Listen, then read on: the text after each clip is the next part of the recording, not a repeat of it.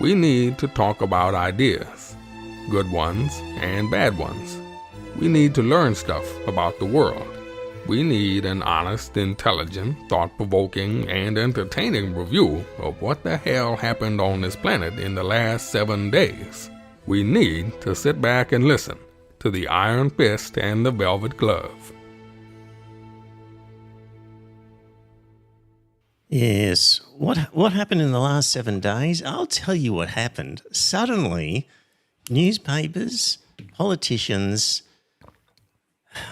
suddenly decided enough is enough in Gaza, and it became okay to demand that things change, whereas up until this point it didn't. So a strange turn of events that suddenly starvation was enough to tip the scales, and these people who had been very silent on the matter suddenly became a lot more vocal. Anyway, I'm Trevor, aka the Iron Fist. Over there in regional Queensland, Scott the Velvet Glove. How are you, Scott? G'day, Trevor. G'day, Joe. G'day, listeners. I hope everyone's doing well. And Joe the Tech Guy is back as well. Evening all. Yes. If you join us in the chat room, say hello. We will endeavour to incorporate your comments as we work our way through the agenda, which again, dear listener, is going to be Gaza focused, which we've been on about for months now. But hey, it's not every year, decade that you have an openly televised genocide event like we have in Gaza, and then also just the obvious media bias from different places, and we'll examine that as well. And it's quite instructive as to the state of Western civilization, the whole Gaza episode, beside it just being a terrible thing for the people in Gaza, but just as an observer of Western civilization and the reactions to it, that's fascinating, I find. So yeah. And maybe a bit of Trump, as usual. A little bit of the President of America for light relief. Yes. At the end. Isn't that the song, "The Genocide Will Not Be Televised"? Is there a song called that? No, it's "The Revolution Will Not Be Televised." Oh, okay. So yeah. So there we go. So, look, I feel that the tide has turned, and for example, the BBC had been very silent about this. Suddenly a headline, more than 100 aid agencies say mass starvation spreading across Gaza. Ursula von der Leyen from the EU, civilians cannot be targets, never. The images from Gaza are unbearable. The EU reiterates its call for the free, safe and swift flow of aid, blah, blah, blah. Somebody like her would have been a classic example of somebody who would have said, oh, Israel has a right to defend itself. And don't use the G word. Daily Express, picture of a starving kid. For pity's sake, stop this now. And so, yeah, starvation, guys, seems to be the tipping point. Do you have the same feeling I do, that there's been a difference, or am I dreaming? Oh, no, there has definitely been a difference. Like, you've got Keir Starmer, you've got, what's his name in Canada, whose name always escapes me, and you've also got Macron. They've all basically, well, the only one that didn't go 100% behind recognising Palestine was Britain, where they said, unless Israel does X, Y, Z, which they're not going to do, we're going to recognise Palestine in September. And I just think to myself that the world has had a gutful now, and they've just said, well, enough's enough. You've got to actually do something. If you don't do something, we're going to recognise Palestine, which means that Palestine's going to get membership of the United Nations, and you can't actually take on a sovereign state, which is one of the things that Israel will have to actually contend with. Now, well, I think they'll take on anybody, isn't that what they've shown? They will actually try and take them on, but the international community could actually say, no, you can't do that. You've got to back away. Yeah, they'll just continue to ignore it. Yeah, they probably will. Anyway, It's just one of those things. I just think to myself, it's a sign from the Western world that we've had a gutful. Can they not take them to the ICJ if they're a member state? And what does membership give them? recognition give them? Well, recognition probably gives them the ability to take them to the ICJ if they wanted to. But, getting these people in front of these courts when America is going to sanction anybody who tries to do that and throw them in jail and reserve the right to militarily enter any prison that might be set up and bring these people out again, that's not going to do anything, I wouldn't have thought. But there's definitely a change of sentiment. I think America might find itself very, very lonely if it decided to invade the Netherlands. Yeah. But you know what, they've been sanctioning key people in these UN groups and nobody cares.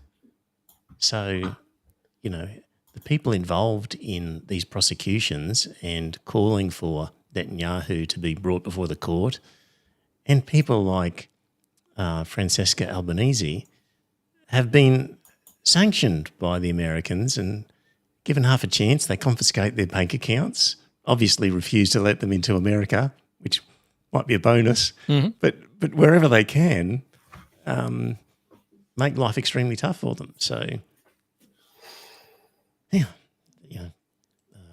there is that. So, it's just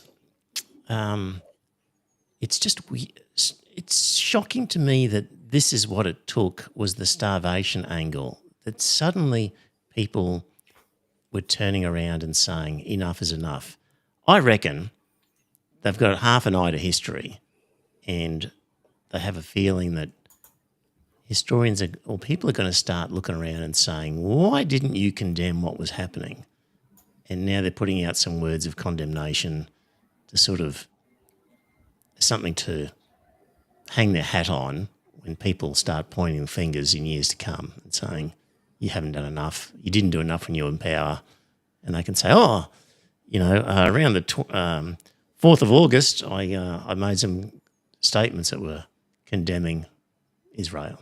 Well, it's looking very much like the Warsaw Ghetto now, more than any other time.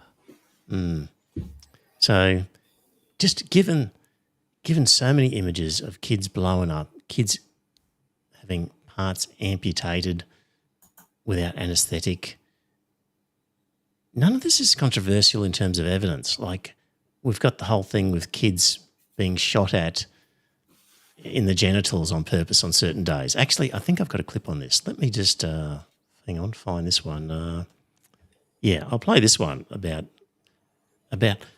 baby formula and about kids being shot. Here we go. A lot of doctors I know who have taken in formula feed because they knew there was such a shortage. None has been allowed in by the Israelis since the last ceasefire. So you go through a checkpoint, you get searched as a doctor, and if you've got any baby formula in your pockets or in your bag, they will confiscate it from you? Very specifically confiscating that. Nothing else. I cannot think of any reason why they would confiscate formula feed. There was a very clear pattern of injuries, a cluster of injuries to specific body parts on particular days. So one day, for example, we'd see patients coming in with gunshot wounds just to the head and neck. On another day, they'd be coming in with gunshot wounds to the chest or the abdomen. The next day, the legs. On one day, about 12 days ago, we saw 4 young teenage boys, 13, 14, all of whom had been shot specifically in the testicles. Goodness So me. the very clear clustering of these injuries appeared to us like a target practice again. All common knowledge. None of that was enough to require pictures of starving kids. But, baby formula, particularly targeted. Well, drones that play the sounds of babies crying so that people come out and investigate and then get shot. But only terrorists would come out and investigate. Something like that, where you've got an obvious British doctor of some sort amongst dozens and dozens of foreign medicos who have been in, done work, got out and reported on what's happened. It's clearly good. But they were shot by Hamas, you see. It was a false flag. Yeah. Clearly, people like this, there's enough of them saying the same thing without any reason to lie. Reporting on these things, it's not like we haven't known about these things. No, but the news has been complicit. Yeah. But our leaders should have known. Well, their leaders would have known about it, and they decided not to share it with the public, I think.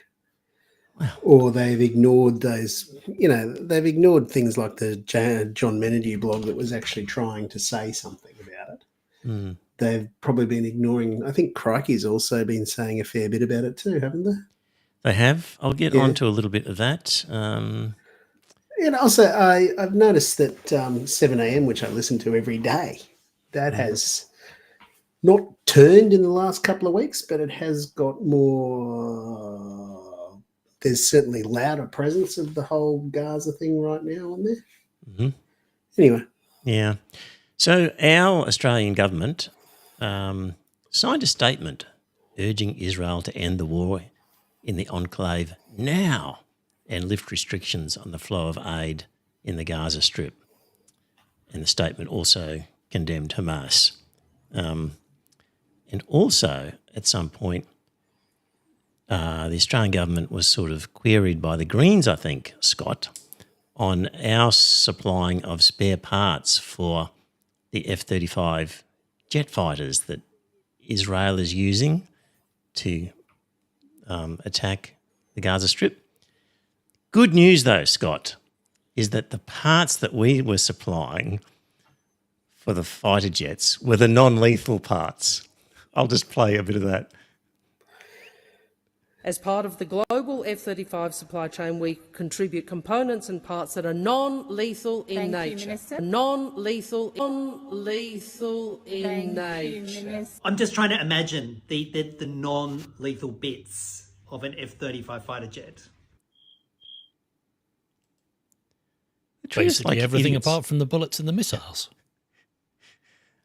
They just treat us like complete idiots, don't they? I think we do something with a door, a bay of a bomb bay, and it's something to do with the mechanism that opens the door to drop the bombs. Right. Apparently one of the non-lethal... Actually, I think I might have it here. No, I don't have that, but I think it was something to do with that. So yeah, that's what the Australian government is doing, making a few motherhood statements about how terrible it is and then continuing to supply parts that enable Israel to keep doing this. The opposition wasn't happy, though. Michaelia Cash, she said the Australian government's stance by condemning Israel and urging Israel to end the war now and to lift restrictions. She was disappointed. What's that? She said it was anti-Semitic. Well, she said it was disappointing that once again the Albanese government is supporting a statement attacking Israel, she said. Well, if they deserve to be attacked, why not? Because they're one of our allies, Joe. That is verbally attacked. But if your allies are doing something wrong, you don't just bury your head in the sand. Well, what did Sky News have to say? Here we go. The Albanese government joined other jelly-backed governments and issued a statement highly critical of our ally Israel, a country that's fighting for its very existence in a war against Hamas it didn't start. And while it suffered missile attacks from Hezbollah in Lebanon, the Houthis from Yemen, and directly from Iran. This statement calls for a ceasefire, effectively demanding that Israel stop pursuing Hamas, even while a ceasefire approved by Israel has been on the table for Hamas to accept since last. Yeah. Just on the ceasefire thing, like Hamas said ages ago, we'll give up the prisoners, but you have to leave and it's an immediate ceasefire. And we won't have anything to do with any future role in Gaza. But it's got to be an immediate and permanent ceasefire. And the Israelis were wanting a 60-day ceasefire, which meant that they could just resume things again afterwards. So Hamas has offered everything that anybody wants. It's just that Israel wanted a 60-day ceasefire, and of course we're just going to start continuing on after that once they got their prisoners back. 60 days, yeah. So, and it wasn't a 60-day ceasefire and aid can flow. Probably not. Now, that detail eludes me. Yeah. So in 60 days there'd be even more starving and weak. So all the better to attack them. Yeah. Scott, what do you think of the Sydney Harbour Bridge March? Oh, it was fine. I didn't have anything. I didn't have any complaints with it or anything else. You know, Scott, that's not the response. Why? What What it was was just wrong with you didn't have any complaints about it. Like, No, okay, did you think it was a good thing? well, 90,000 people turned up. Yeah. You know, and they came out in the rain and everything else. So I just think to myself that there was probably more that would have attended if the rain hadn't have been pissing down the way it was.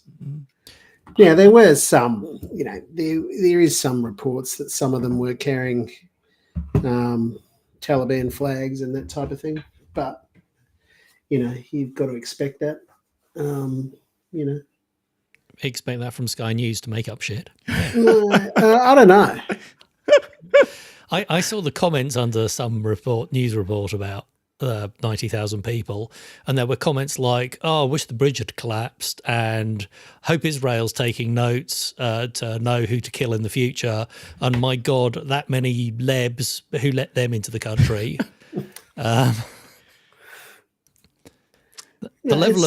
The level of xenophobia that anyone who was at that march must be a foreigner, Arab, because no ordinary Australian would think that genocide was a bad thing and turn up.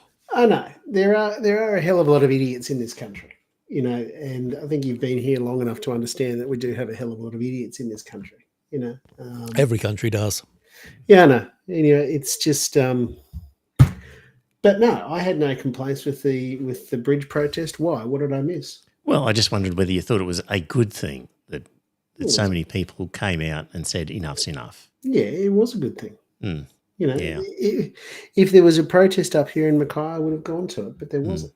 You know, and you know, I admit I'm not the first to actually go out there waving flags or anything else, because I think that people would throw rocks at me if I started it up here. Anyway, Well, Scott, I wonder what Andrew Bolt, you're probably wondering what Andrew Bolt thought of it. I've long since stopped caring what Andrew Bolt has to say. Yeah, so did he appear on Sky News or was it? Well, he wrote an article in the Australian. I think it was the Australian, in one of the Murdoch press ones, the heading of which was, "March is proof that sick Hamas tactics working." And the opening paragraph was, "Yesterday was a day of," this is talking about the march over the Sydney Harbour Bridge. "Yesterday was a day of national shame as pro-Palestinian protesters, backed by a wrong-headed judge, hijacked the Sydney Harbour Bridge to cause chaos and make common cause with Hamas terrorists." I don't know that saying genocide is bad is making cause with a bunch of terrorists. Well, whatever the protesters thought they were doing, this shameless barbarity is what they're encouraging. More war and the survival of the world's cruelest Jew haters. That a judge helped them by rejecting police pleas to ban the Harbour Bridge March just shows the depth of our moral confusion. This arsehole goes on a massive rant and reckons everybody else is morally confused. The judge actually said something along the lines that it's in the very nature of the right of peaceful protest that disruption will be caused to others. And Andrew Bolt says, "Really? This seems to confuse the right to protest with a right to bully." hold the protest at a beach or park and almost nobody would be inconvenienced, but these protesters chose to protest at one of the most inconvenient places of all, obviously to annoy as many people as possible. I wasn't inconvenienced.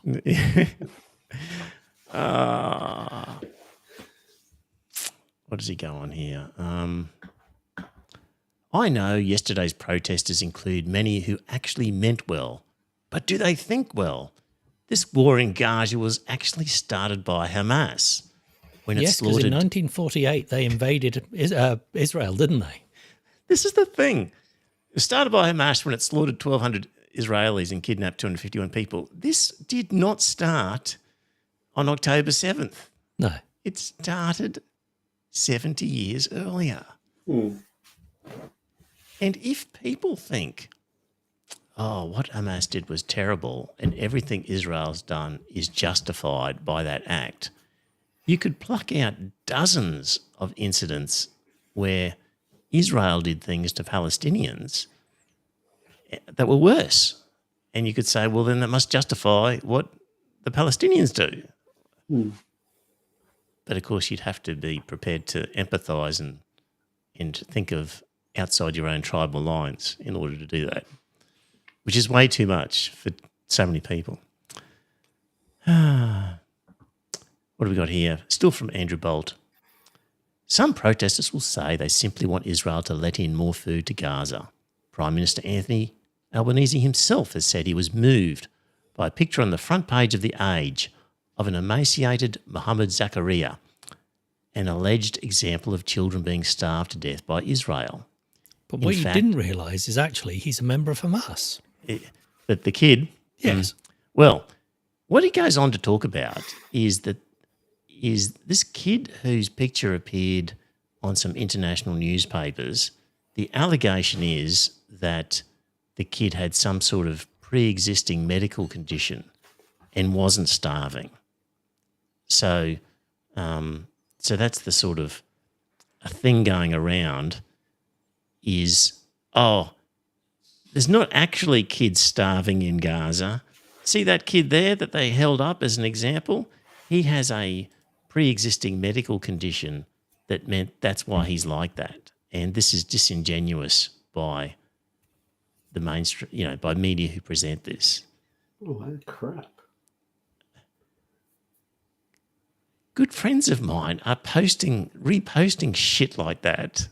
They're no longer good friends, I guess. They're old acquaintances. Mm-hmm. Are reprinting this sort of shitty article, calling into question whether there are starving people in Gaza or not, because they claim the picture of this kid was not a starving kid. He had some medical condition. Well, this is Trump, but it's prior to Trump. It's the complete, basically muddy the water, give a counterfactual, whether it's true or not doesn't matter, because those people who are politically motivated to believe it will accept that as evidence and will ignore the other side.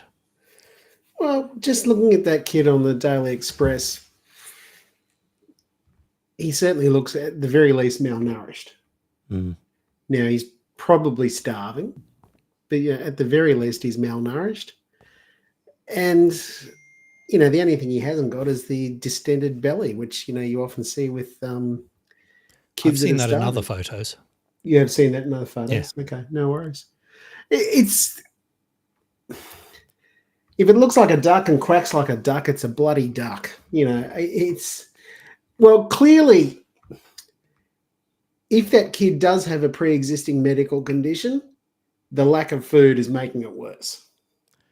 So I think there's a few possibilities. I think there's a few possibilities. Yeah. So one is the kid is dying from a lack of medicine, the correct medicine. We've got to remember they're not only banning, food and baby formula coming into the area, but also medicine. Yeah. So it's entirely possible, even if it is a medical condition, that he's suffering because the medicine he needs isn't getting in. Alternatively, he is dying from lack of food and starving. But the other one is, okay, he's not dying at all. But is anyone else dying from starvation? Like these people with these articles who are saying this is misleading, they don't say it outright, but they're really kind of suggesting that there is no starvation in Gaza. And it's just shameful of these people. Like, the Israeli government has made it clear that's what they're trying to do. The actual alleged perpetrators are saying, we're trying to starve these people to death. Why can't we believe them? And it's like, oh, it's terrible if you would think that Israel would do the case, would have done that. Well, that's their stated aim. That's what their leaders are telling us they're trying to do. I'm just over these people who are intelligent people sitting on the sidelines here in Australia looking at this, and they're so tribal that they're just willing to overlook the obvious to support Israel.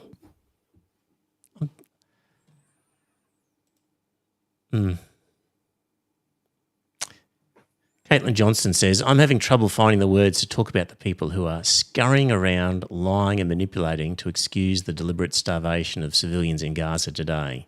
Evil doesn't cut it. Monster and psychopath are too kind.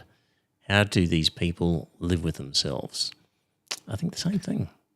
Well, the people who are making up the false rumours, yes. The people who are latching onto them are just looking for an excuse to justify their political point. Yeah. Yeah. And I don't think they're thinking much of it. They're thinking we're idiots. We're thinking we're gullible idiots. The people who are making up the bullshit. Yeah, and the people who are repeating it think we're idiots. We're just gullible idiots who have swallowed the left-wing propaganda and want Hamas to win and don't recognise that poor Israel will be overrun by Muslim extremists. They'll all be killed, so Israel had no other choice but to do this. Like that's the line that they would run. Speaking of starvation, AFP reports its reporters still on site in Gaza are currently dying from hunger. And the AFP was founded in 1944 and says, we have lost journalists in conflicts. We've had wounded and prisoners in our ranks, but none of us has the memory of having seen a collaborator die of hunger. So that's actual journalists. Guys, as you know... Are they Palestinian journalists that are starving? They have to be because no foreign journalists were allowed into the country unless they were already in there, Scott. Okay. But no foreign journalists were allowed into the country. And they recently did some aid drops by plane. And the journalists in the planes were not allowed to take photographs from the plane of the destruction in Gaza.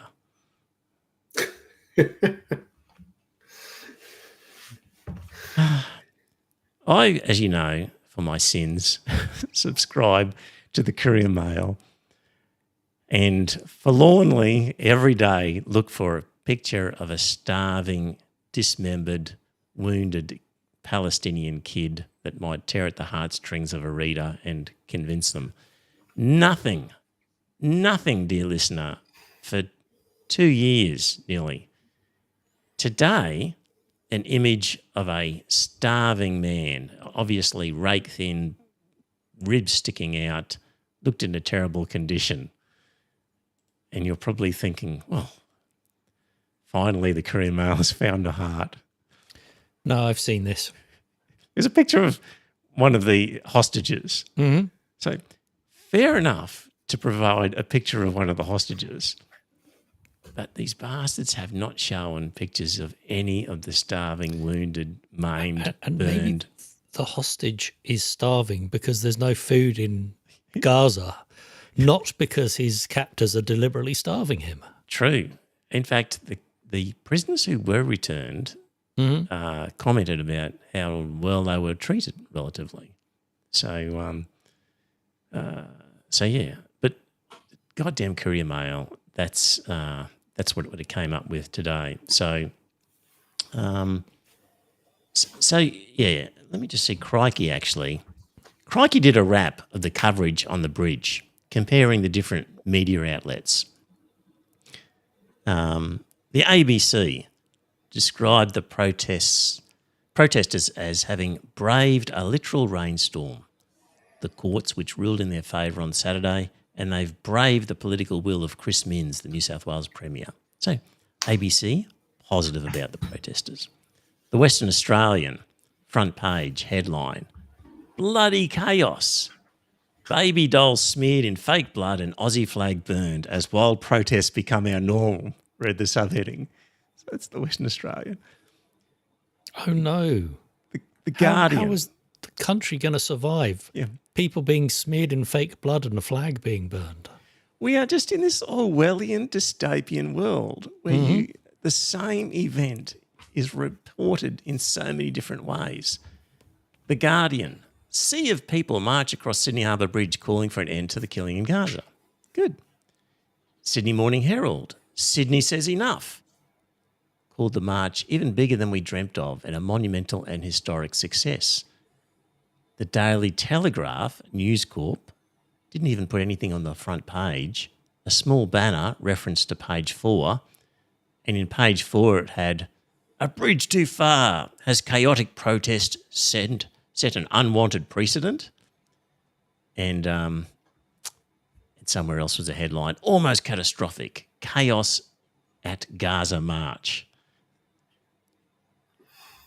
All the same event. 9 News, fairly positive, special and significant, the sheer amount of people, we were all blown away. But Sky News, as we've just heard, no, that was a different clip. McPherson on Sky News accused protesters of waving Hamas flags and Taliban flags and said that the protesters condemned the supposed starving of Palestinians. This is the sort of shit that is on Sky News where they talk about the supposed starving of Palestinians. Not saying, oh, there's no Palestinians starving, just, question mark over that. Yeah. Also, Sky News, marchers also ignored the Sydney public, whose ability to traverse the city was made impossible by the bridge closure. Blah, blah. And the Australian... There's a tunnel right next to the bridge. Yes, indeed.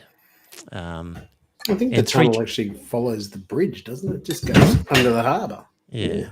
And there's 3 train lines on the bridge as well. Well, they wouldn't have shut down the train lines, would they? No. I don't think. And the Australian, Sydney Harbour Bridge pro-Palestine protest marred by Ayatollah image and traffic chaos. That was the headline. So I mean, we rabbit on this podcast about the propaganda that we're subjected to in this world. And that is just a classic example of how the pro-Palestine march is covered by the different papers depending on the ideology that they have. And yet dickheads out there will tell you that they think journalists are fair and unbiased and are doing the best they can. There's no way that they would report things. Who says that? Being told by editors how to report things. Oh, come on, Trevor, I would have been told. You don't think the journalists are... I think the journalists are harassed by other forms of media and they're doing 1,000 news stories in the time that it takes to do 10. Yep. So they don't bother fact-checking anything. They don't have time to fact-check anything. They're just copying and pasting from the various news feeds they're given and press releases that they're given.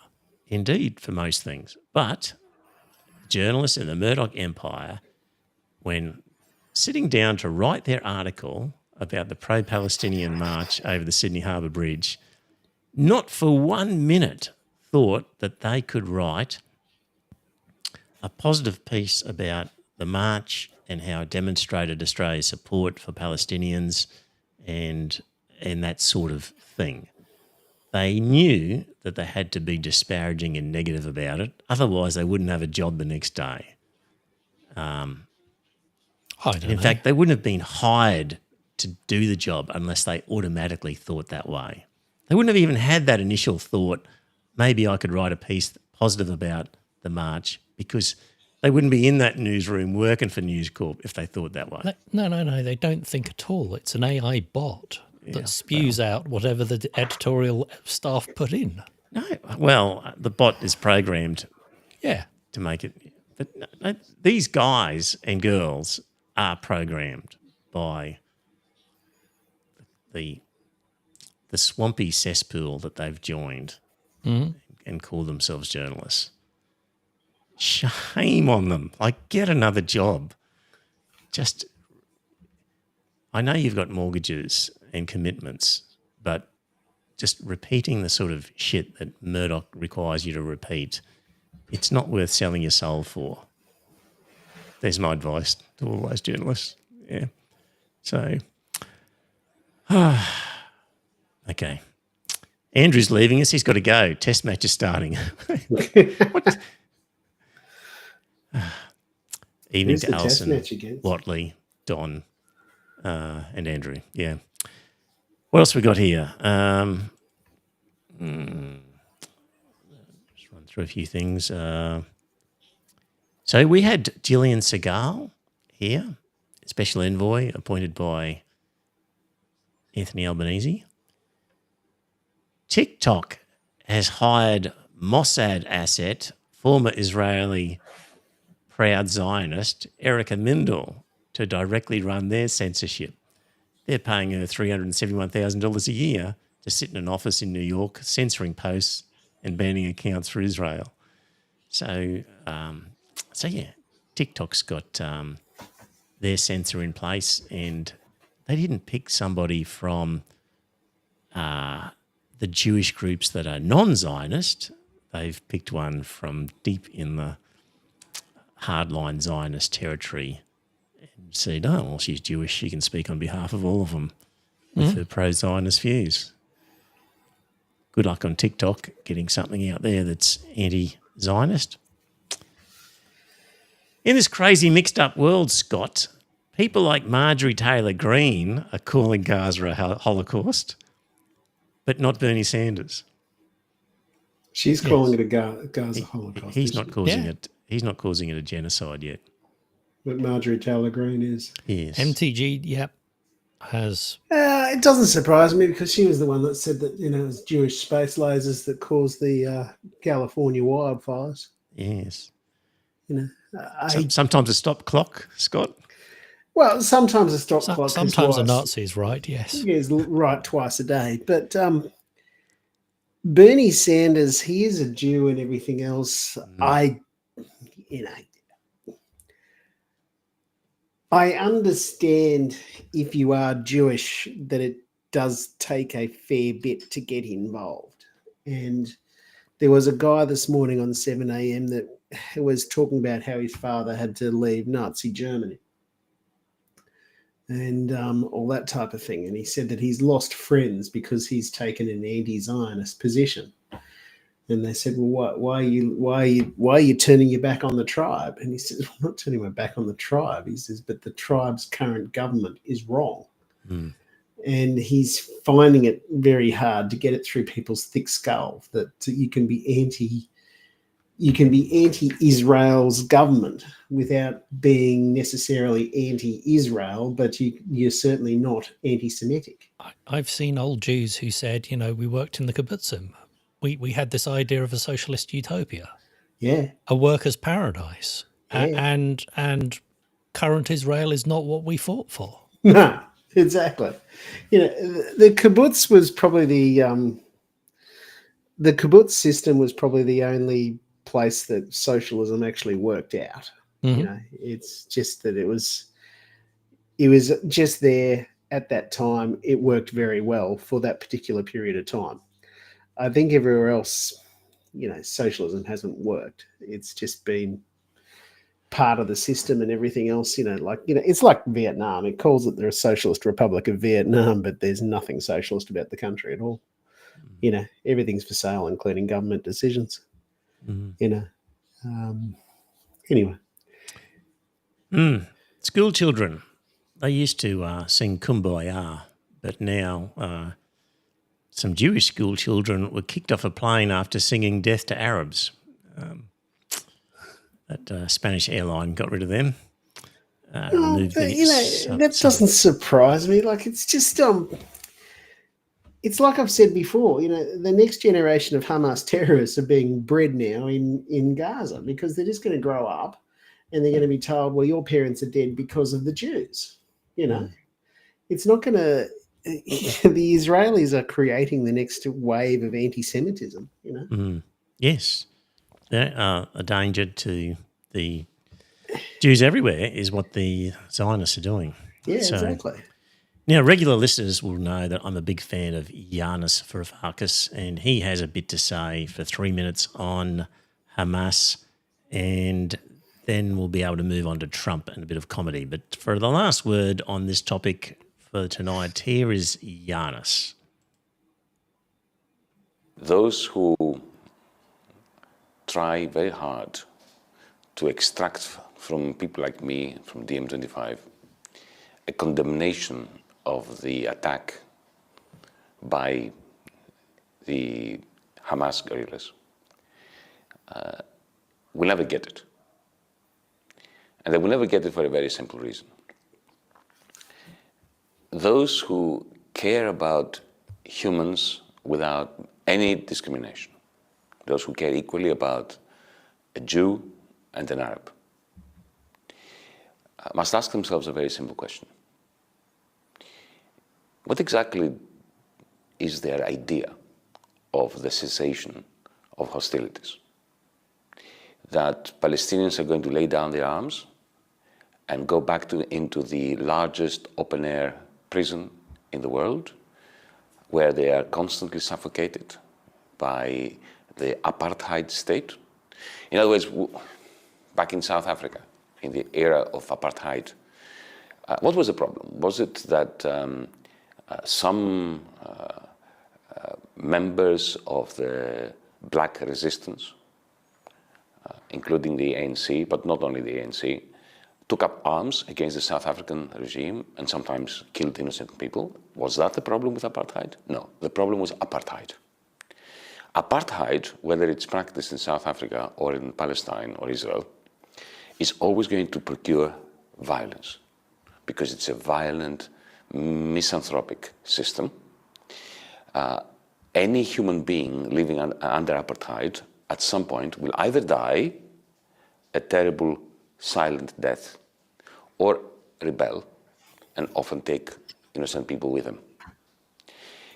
The criminals here are not Hamas, not even the Israeli settlers who are killing Palestinians. The criminals are Europeans, us, every single member of our German society, our French society, our Greek society, our United States society. We have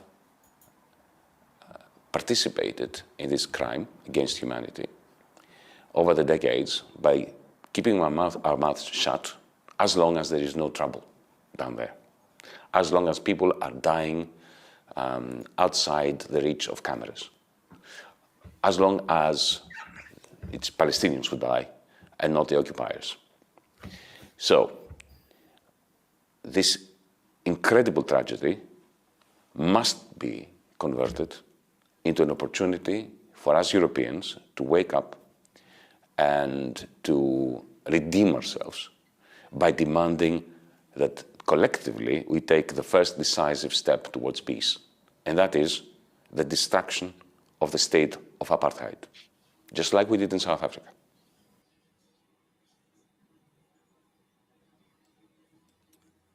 There we go. Giannis Varoufakis. Wasn't that long ago when I think the apartheid sort of analogy is a good one and really helped turn the tide against Israel a few years ago, I think. People would go, yeah, it's a pretty analogous situation. Makes sense. It's just, it's like I've said to you before, those settlers are a breed apart.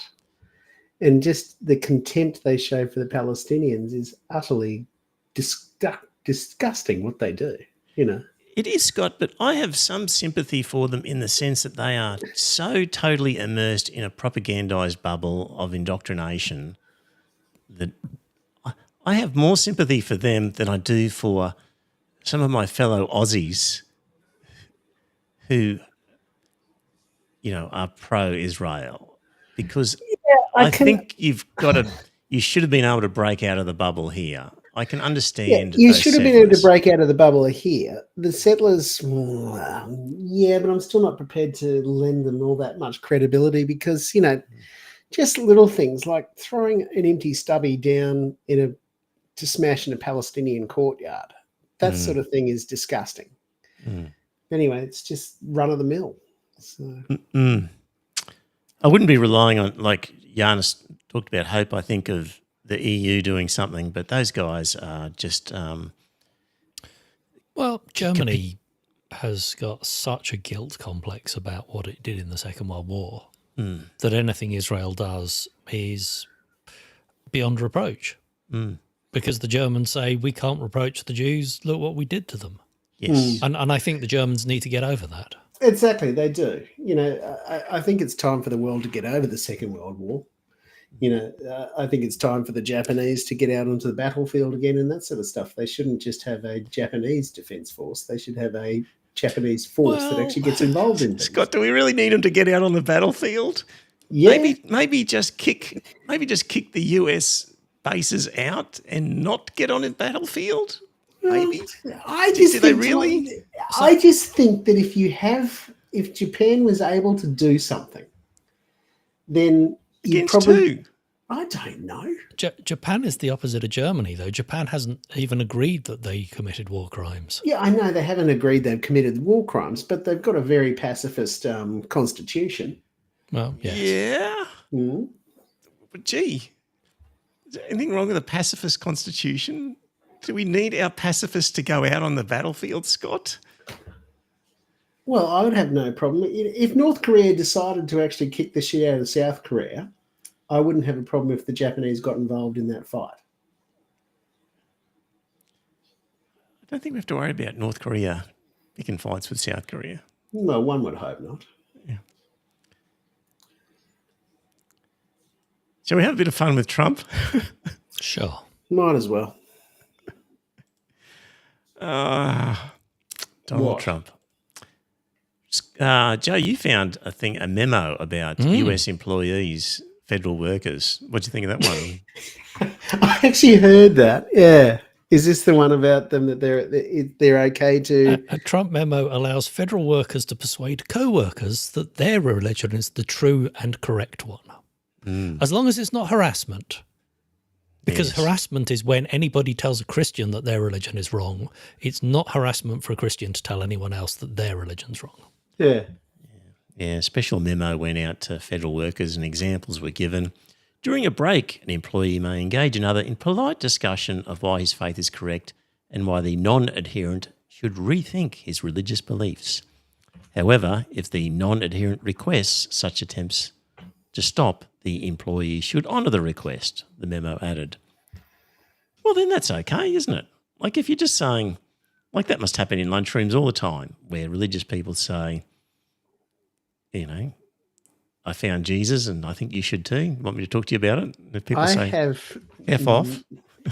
I have never experienced anything like that in my entire life. And I worked at a Catholic high school. Yeah, but Catholics don't proselytise.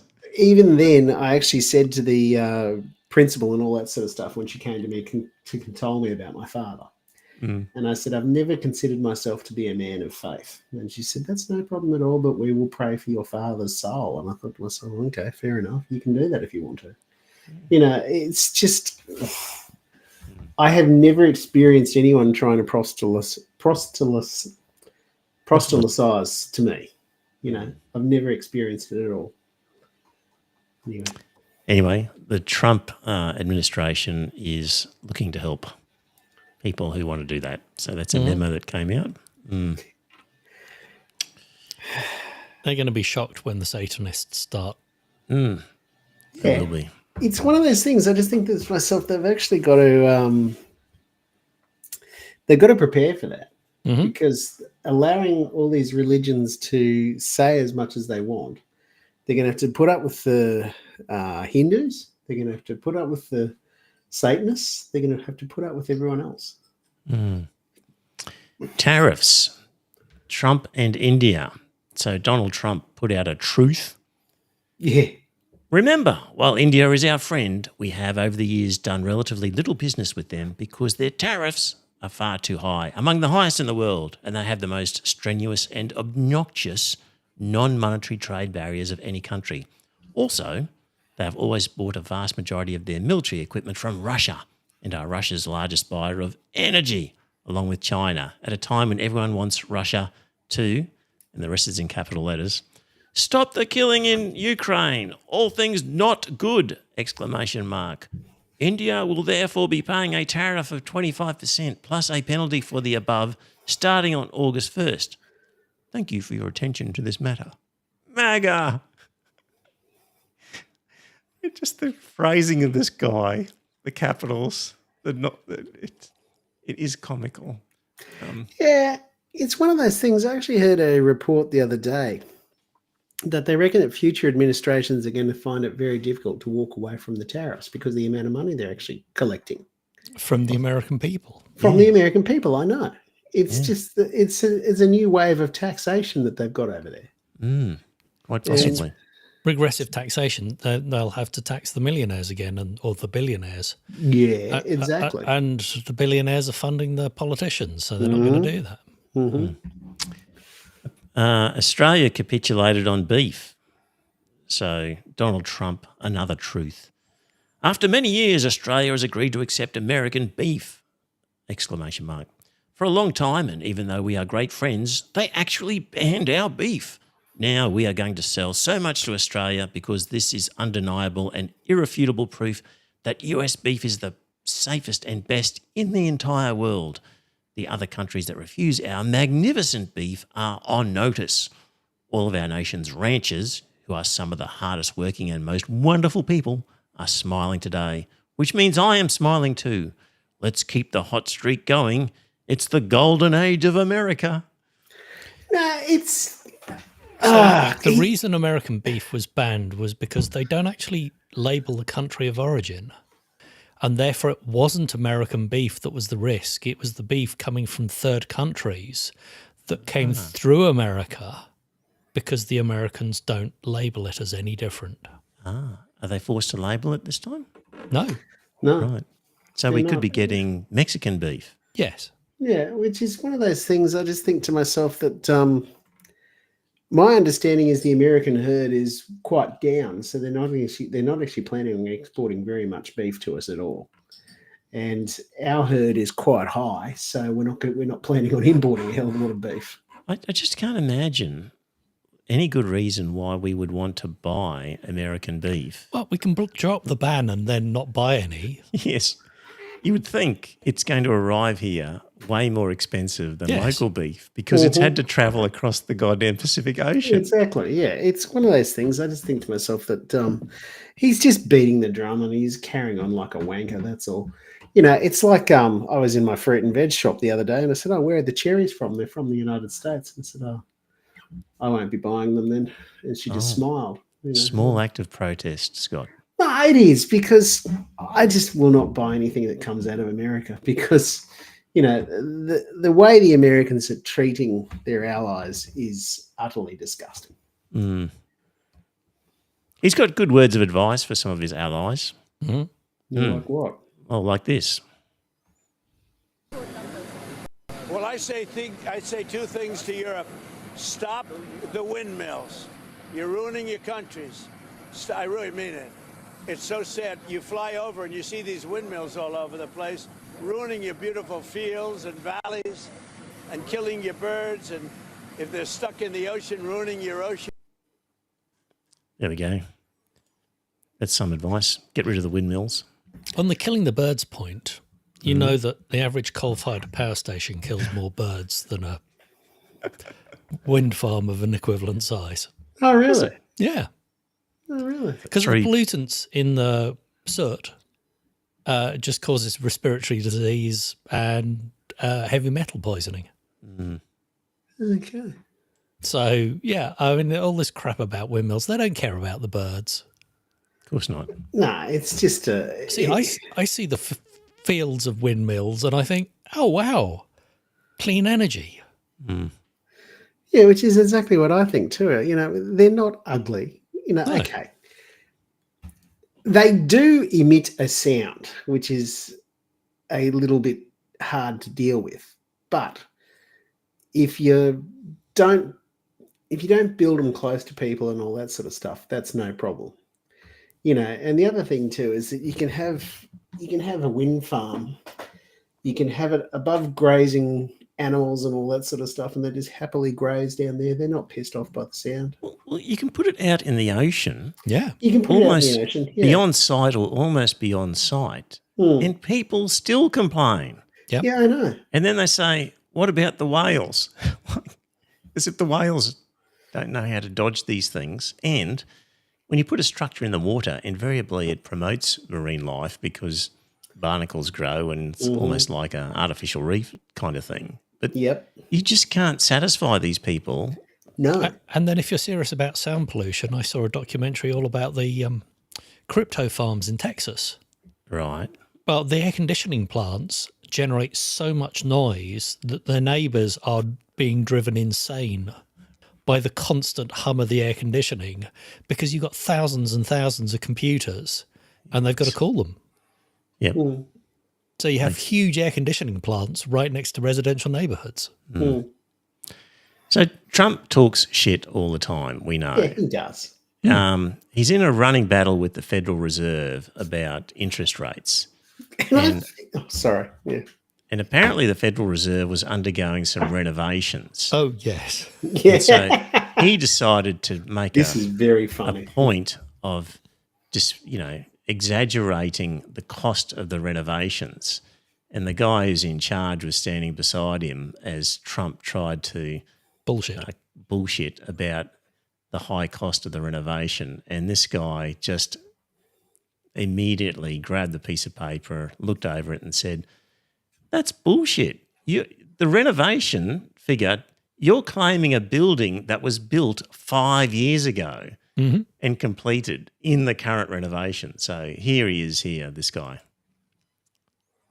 So we're taking a look, and it looks like it's about 3.1 billion. It went up a little bit, or a lot. So the 2.7 is now 3.1. I'm not aware of that. Yeah, it just came out. Yeah, I haven't heard that from anybody at the Fed. Yeah, it just came out. Yeah, it just came out. Our notes had it about 3.1 as well. 3.1. 3.2. This came from us? Yes. I don't know who does that. You're including the Martin renovation. You just added our entire capital. Yeah, you just added in a third building is what that is. That's a third building. Well, no, including the but Martin building. it's a building that's being built. No, it was built 5 years ago. We finished Martin 5 years ago. It's part of the overall work. But it's So, not new. So we're going to take a look. That was good. Yeah, people don't generally call him on his bullshit. It was Jerome Powell, was it? I'm not sure who it was. Yeah. But, Trump will never admit that he's wrong. No, the other thing that I thought was absolutely hysterical was the fact that the person that was in charge of the labour statistics and everything like that, she reported the numbers and he fired her because he didn't like the numbers. Yeah, because the labour figures are down. Yeah. It's the worst since COVID, I think. Yeah, Despite, exactly. 4 years of Biden and it was getting better, there was less unemployment, suddenly it's gone backwards. And Trump goes, that's obviously wrong, fire them. Yeah. So there we go, dear listener. That's the state of the world, where a peaceful march across the Sydney Harbour Bridge is painted in completely different ways depending on the news source that you want to listen to. And it's not through mistake, it's through deliberate decision-making by the powers that be in terms of wanting to propagandise the community. And it's happening on that issue. It's happening on a lot of issues. Like, guys, I used to think, on any issue that was a little bit complicated, if you sat me in a room with somebody for an hour, I could explain it to them and convince them of the correct solution. But now, after 478 episodes, Gaza well, actually, first of all, COVID and vaccines, and then Gaza, convinced me that nope, tribalism is way too important. Facts don't change minds. Yeah, and people just don't want to listen. So people are worried about a social death is worse than actual death. People will do things that are likely to kill them as long as it means they're not excluded from their team. And so they will frighteningly twist and contort things to somehow arrive at a position that's consistent with their tribe. And the smarter they are, the cleverer they are at twisting and contorting these things. It's a frightening world, dear listener. There's an expose of what happened in the last 2 weeks. Can we keep doing this? I'll try.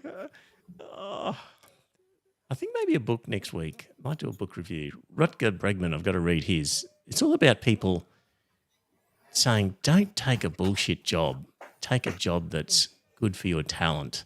So all these smart people who end up working for Goldman Sachs and Morgan Chase and just end up in finance, they should be out doing other things that are more important for humanity.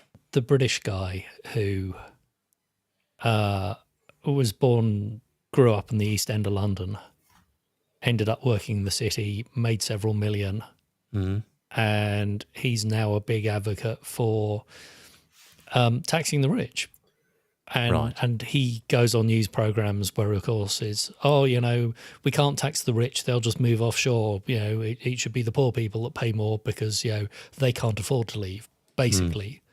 And he's saying, he's seen the widening gap between the rich and the poor, and the middle class has just disappeared.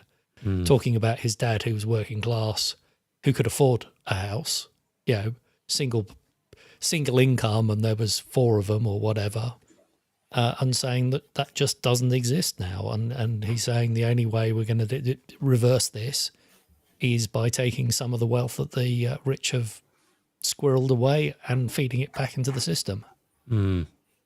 So very, very interesting because, he's a financier, and every time someone goes, oh, this is the reason why we can't do it, he goes, bullshit. Here are the numbers to prove you wrong. Yeah. I studied economics at Oxford and London School of Economics. Yeah. So he knows what he's talking about. What are the chances, though, of convincing people of things like that when you can't convince them of a genocide and a mass starvation that's right before our eyes? Well, I think it's interesting that the voice is out there, even though it's a single voice at the moment. At least it's a beginning. And maybe over time, attitudes will change. Oh, Joe, that's a lovely point to finish on. The golden age, the Gilded Age died. Unionism became a thing. Maybe that will happen in the future. I think it will actually happen because my union was protesting up here today. There was a whole lot of them out there at the front of the Union of Accountants. The professional, what's it called? Professionals Australia. Okay. So they back accountants, chemists, and engineers. Right. Anyway, really? So there were engineers and all that sort of stuff that got the niggers in a twist about something or other. So they're out there protesting today. All right.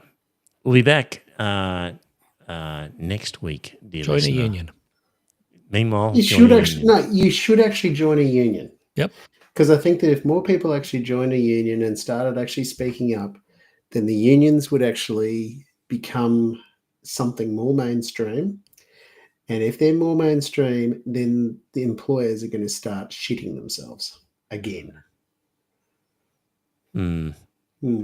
Again, if reading the Courier Mail, the amount of anti-CFMEU stuff that's coming out I know. in that paper. CFMEU never is it pointed out that thanks to that union, tradies are earning good coin, thank you very much, Well, but like also, middle managers. Thanks to the union, you work a 5-day week, not a 6-day week. Yes. Yeah. So, thanks to the union, you get 2 weeks off a year if you get sick. Friends of the Union, you get 4 weeks off a year as holiday. You know, it's just that all these things, dear listener, they didn't start yesterday. These things were fought for over a very long period of time. And the unions were actually out there fighting for it. So I honestly believe that's why we should become a member of a union. Goddamn socialists. I've got to find a union for podcasters. I don't think it's going to work corporate for you, chairpersons who act on a voluntary basis, and art supply sales reps. If I I don't think there's many there, but you could be a shoppy. I could start one maybe. I could be a shoppy. Yeah, that'd be good. That'd suit me. Yes, all right. I think you'd become an anti-abortionist. We've got to go. Back next week, hopefully. Bye for now. Talk to you then. Bye.